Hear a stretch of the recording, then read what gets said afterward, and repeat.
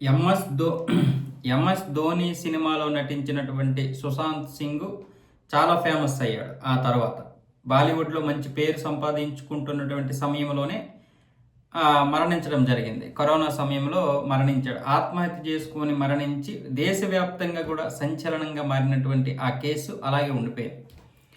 అయితే దీనికి సంబంధించినటువంటి వాళ్ళ చెల్లెలు శ్వేతా సింగ్, ఆవిడ అమెరికాలో ఉంటారు. ఆవిడ మాట్లాడుతూ కంగన మరికొంతమంది అంటే చాలా తక్కువ మంది సెలబ్రిటీలు మాత్రమే నాతో మాట్లాడారు, ఇంకెవరూ మాట్లాడలేదు, ముఖ్యంగా ఎంఎస్ ధోని మమ్మల్ని పరామర్శించడానికి రాలేదు అన్న విధంగా శ్వేతా సింగ్ అయితే ఇప్పుడు ఎంఎస్ ధోని గురించి మాట్లాడుతుంది. అయితే ఇప్పుడు వాస్తవంగా చెప్పాలంటే సుశాంత్ సింగ్ మరణించడానికి కారణం ఏంటి, దానికి సంబంధించినటువంటి విషయాల గురించి మాట్లాడాలి తప్ప ఎంఎస్ ధోని రాలేదు అనే విషయం గురించి మనం ఇప్పుడు విమర్శించే ప్రయత్నం చేయకూడదు వాస్తవంగా చెప్పాలంటే. ఎందుకంటే కరోనా సమయంలో ఈ శ్వేతా సింగ్ అనే చెల్లెలే రాలేకపోయింది.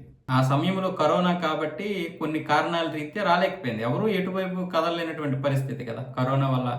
ఫ్లైట్స్ ఎక్కడో అక్కడ ఆగిపోయాయి. ఒక ఇటువైపు ఏమొచ్చేసి అన్న ఆత్మహత్య చేసుకుని చనిపోయాడు, అటువైపు ఏమొచ్చేసి చెల్లెలు అక్కడ ఉండిపోయింది.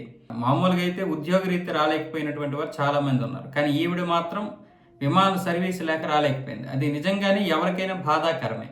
మరి అలాంటప్పుడు మనం ఇతరులను విమర్శించకూడదు. అంటే దేశంలోనే ఉన్నాడు కాబట్టి రాలేదు కదా, తర్వాత అయినా రావచ్చు కదా, కనీసం ఫోన్ చేసి అయినా పరామర్శించవచ్చు కదా అని ఆవిడ అంటుంది.